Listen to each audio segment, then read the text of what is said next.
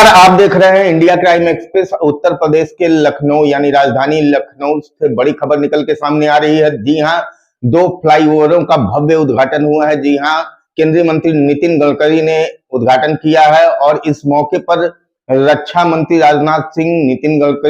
केंद्रीय मंत्री नितिन गडकरी और मुख्यमंत्री योगी आदित्यनाथ के साथ साथ उप मुख्यमंत्री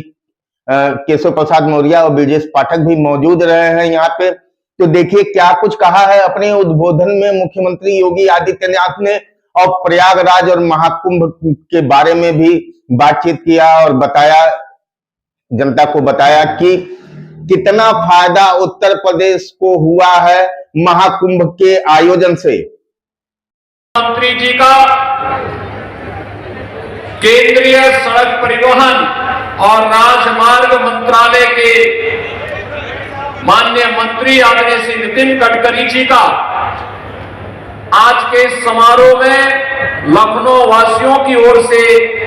प्रदेश वासियों की ओर से हृदय से स्वागत करता हूं, अभिनंदन करता हूं।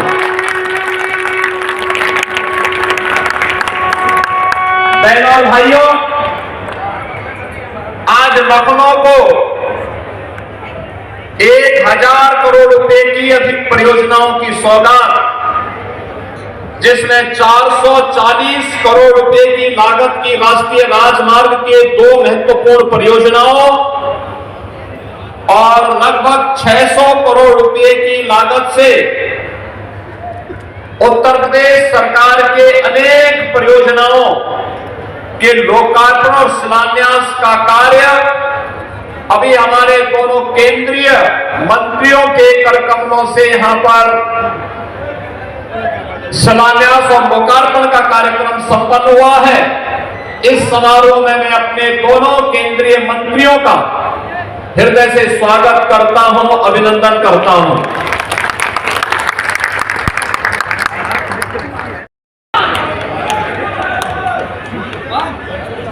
प्रयागराज में महाकुंभ का आयोजन जहां हो रहा है, उस महाकुंभ के आयोजन स्थल पर भी आदरणीय प्रधानमंत्री जी की प्रेरणा से जो कुंभ स्थल है, यह भी डिफेंस की ही लैंड है और उस लैंड पर हर वर्ष जब भी माघ मेला होता है, जब भी कुंभ का आयोजन, महाकुंभ का आयोजन होता है, उत्तर प्रदेश सरकार को लीज पर और भूमि प्राप्त हो जाती है और पिछले 8 वर्ष के अंदर जो भी आयोजन हुए हैं, बड़ी सहजता के साथ वह भूमि मिली। और अब तो पहली बार यह भी देखने को मिला कि अक्षय वट के दर्शन भी वहां पे श्रद्धालु कर रहा है, पातालपुरी के दर्शन कर रहा है, सरस्वती कूप के दर्शन कर रहा है। एक नए कॉरिडोर के रूप में सभी विकसित हो गए हैं। याद करिए, स्वतंत्र भारत में 1947 से लेके 2019 तक जहां तक आम जन और श्रद्धालु नहीं पहुंच पाता था, ये डबल इंजन की भारतीय जनता पार्टी की सरकार और आदरणीय रक्षा मंत्री जी के कारण आज वहां पर भी श्रद्धालु पहुंच करके उन सुविधाओं का उपयोग कर पा रहा है। सैकड़ों वर्षों से बनी हुई दबी हुई भावनाओं को, दबी हुई आस्था को एक नया सम्मान प्रयागराज में मिल रहा है। एक तरफ महाकुंभ का आयोजन और दूसरी तरफ वहां के इंफ्रास्ट्रक्चर को लेकर के। बहनों और भाइयों, कल्पना करिए